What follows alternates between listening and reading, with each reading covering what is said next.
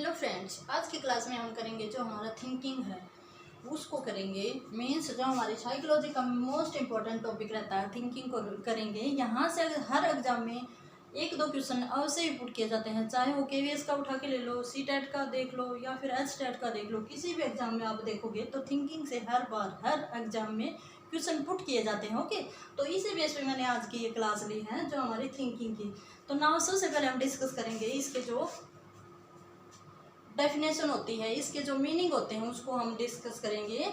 और गाइज, अगर आपको मेरी क्लास पसंद आए तो इसको लाइक और सब्सक्राइब जरूर करना। ओके, तो हम देखते हैं कि थिंकिंग क्या है। थिंकिंग क्या है? Mental process of our mind.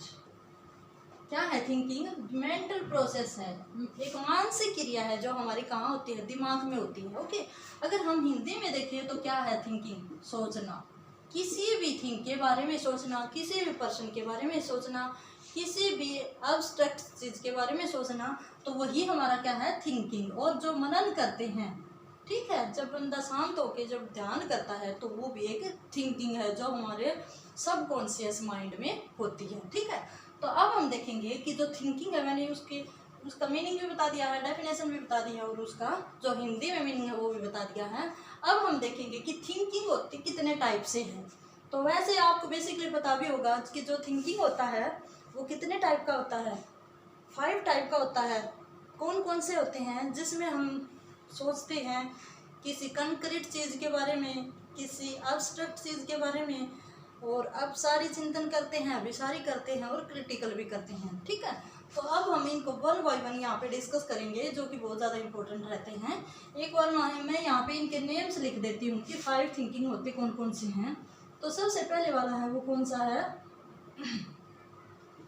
प्रत्यक्षात्मक, means जो हमारी आंखों के सामने होता है, चिंतन। इसका जो इंग्लिश नेम है वो है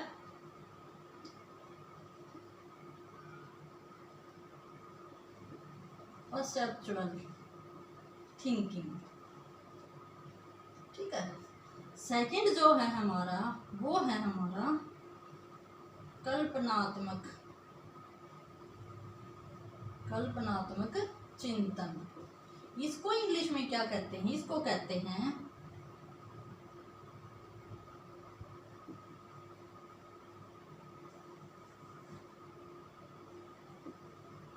इमेजिनरी थिंकिंग। ठीक है, इमेजिनरी थिंकिंग या abstract thinking. Okay, now third is अपसारी चिंतन। कौन सा होता है? इसमें बच्चे काफ़ी फजल रहते हैं।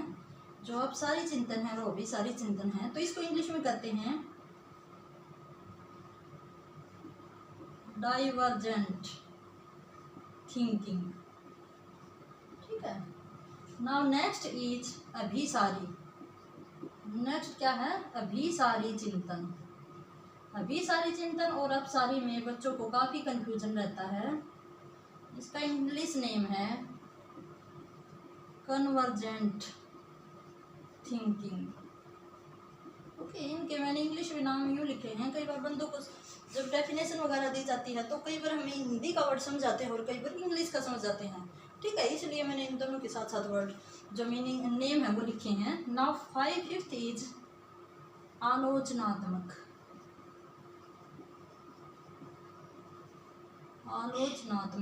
थिंकिंग, चिंतन। इसको इंग्लिश में कहते हैं क्रिटिकल थिंकिंग। ठीक है, क्रिटिकल थिंकिंग आप समझते ही होंगे। ठीक है, जैसा कि नाम है वैसा ही चिंतन। ओके, तो यहाँ मैंने 5 के 5 जो हमारे चिंतन है, मीन्स जो थिंकिंग है, वे मैंने यहाँ पे डिस्क्राइब कर दिए हैं, लिख दिए हैं, मेंशन कर दिए हैं। अब हम इनको वन बाय वन डिस्कस करेंगे। ओके, तो नाउ फर्स्ट इज कौन सा हमारा? फर्स्ट है हमारा परसेप्चुअल थिंकिंग। ओके, जो परसेप्चुअल थिंकिंग होता है वो क्या होता है? तो वो होता है जब कोई चीज़ हमारे आंखों के सामने होती है। जैसे देखो, मैं आपसे आपको टीच करी हूँ और आप मेरे ही बारे में सोच रहे थे, तो हमारे सामने जो थिंग होती है, जो पर्सन होता है, उसके बारे में जब हम चिंतन करते हैं तो उसको हम करते हैं परसेप्चुअल। इसको जैसे कि नाम से ही शो होता है, प्रत्यक्ष, जो आंखों के सामने है उसके बारे में हम सोचते हैं, तो वो हमारा कैसा चिंतन हुआ, वो हमारा हुआ परसेप्चुअल थिंकिंग। ठीक है, इसको हम, इसका जो दूसरा नेम है वो इसका कंक्रीट थिंकिंग। कंक्रीट का मीनिंग भी यही होता है कि जो हमारे मूर्त चिंतन होता है, देखो हिंदी में मूर्त चिंतन होता है, इसको मूर्त चिंतन भी कहते हैं। ठीक है, तो जो मूर्त चिंतन किन चीज़ों का होगा, जो हमारे सामने है। जैसे मैं टॉपिक पढ़ा रही हूँ तो इसके बारे में हम सोचते हैं, तो वही हमारा क्या हुआ, मूर्त चिंतन हुआ। ये मान लो ये है मार्कर है और मैं इसके बारे में ऐसे सोचना शुरू कर दूँ कि ये 20 रुपये का आया था, ऐसे ऐसे है, कितना अच्छा लिखता है, तो ये कैसा चिंतन हुआ, जो चीज़ मेरी आंखों के सामने है उसके बारे में मैं सोच रही हूँ, तो वो हमारा क्या हुआ, परसेप्चुअल चिंतन है, जो हमारी आंखों के सामने होता है, जो हमारी आंखों के सामने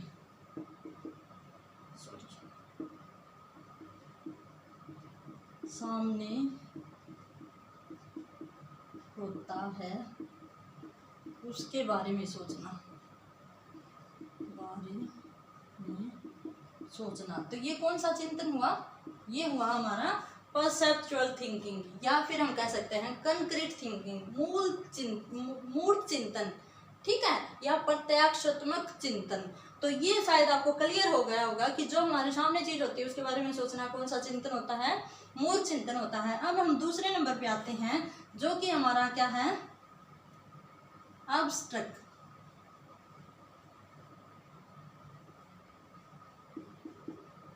थिंकिंग। एब्स्ट्रैक्ट थिंकिंग क्या होती है, जब हमारी आंखों के सामने चीज नहीं होती, ठीक है, और हम उसके बारे में सोचते हैं। जैसे हम मन ही मन में कोई विचार लेके आते हैं। जैसे अब हम हैं तो क्लास में और सोच रहे हैं कि वाह घूम के आए हैं कहीं दिल्ली वगैरह, या हम कोई, जैसे हमने कोई मूवी देखी है उसके बारे में हम सोच रहे हैं, तो वो हमारा कैसा चिंतन होता है, एब्स्ट्रैक्ट चिंतन होता है। उसमें जो चीज़ होती है वो हमारी आंखों के सामने नहीं होती।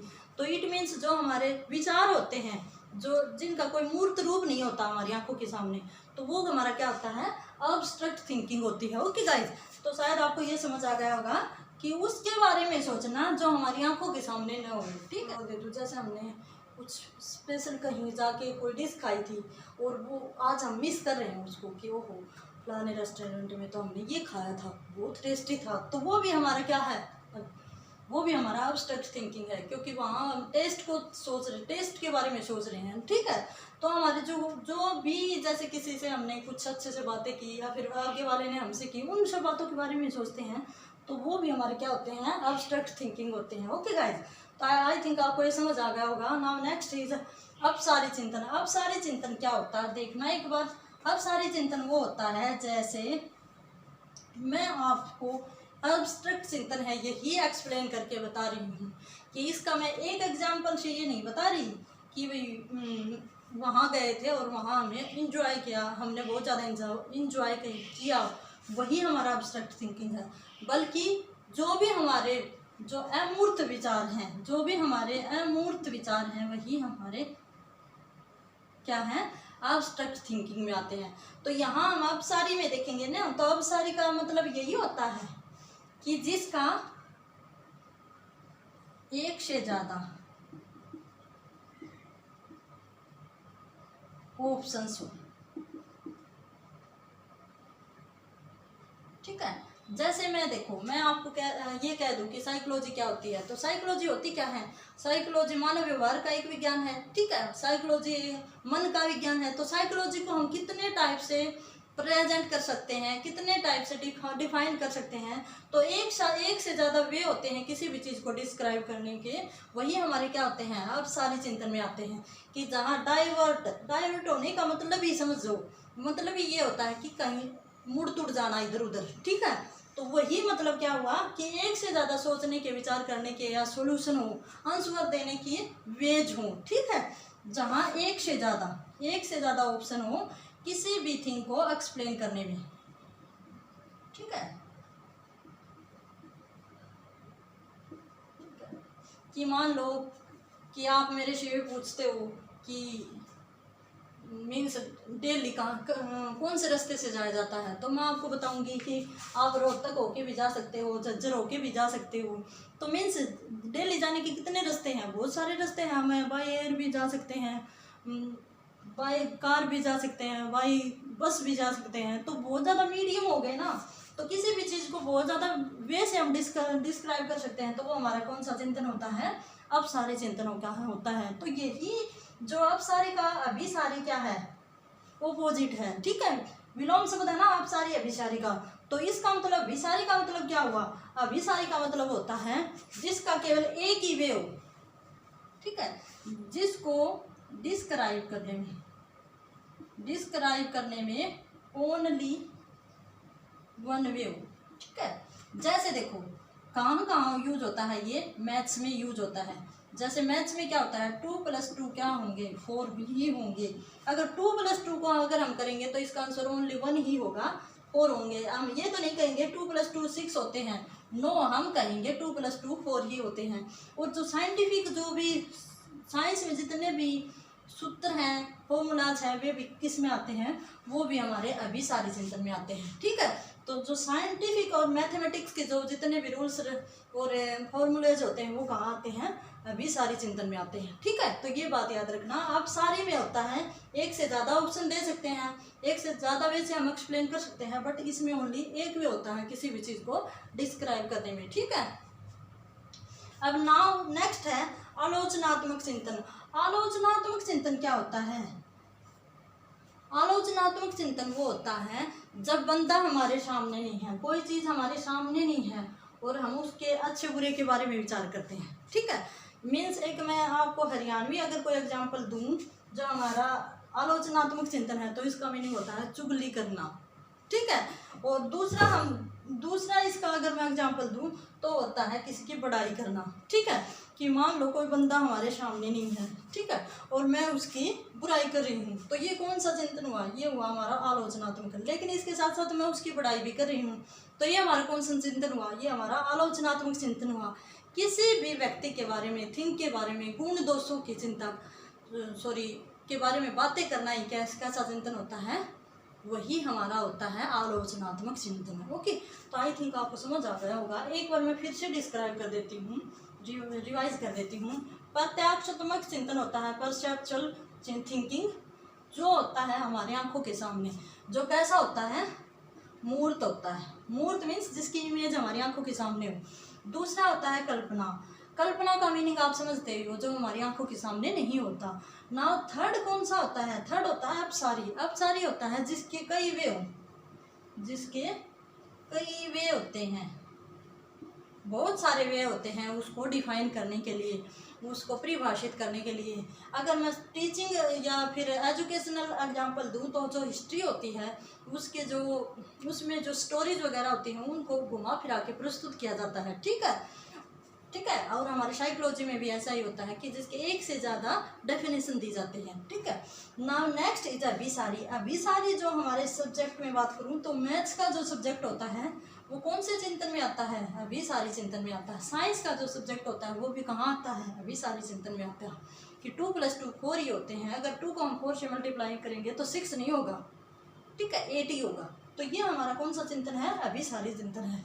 नाउ नेक्स्ट इज आलोचनात्मक चिंतन या क्रिटिकल चिंतन। तो इसमें हम बात करते हैं किसी के गुण दोषों की बात करते हैं, लेकिन उसके पीछे से करते हैं, उसके सामने नहीं करते। तो उसके बारे में जो बातें करते हैं या फिर चाहे उसके सामने जरूर आ जाए, लेकिन अगर हम किसी के बारे में अच्छे और बुरे की बात करते हैं तो वो हमारी क्या होती है, आलोचना। आलोचना का मीनिंग ये होता है किसी की प्रेज भी करना और किसी की क्या करना, क्रिटिसाइज भी करना।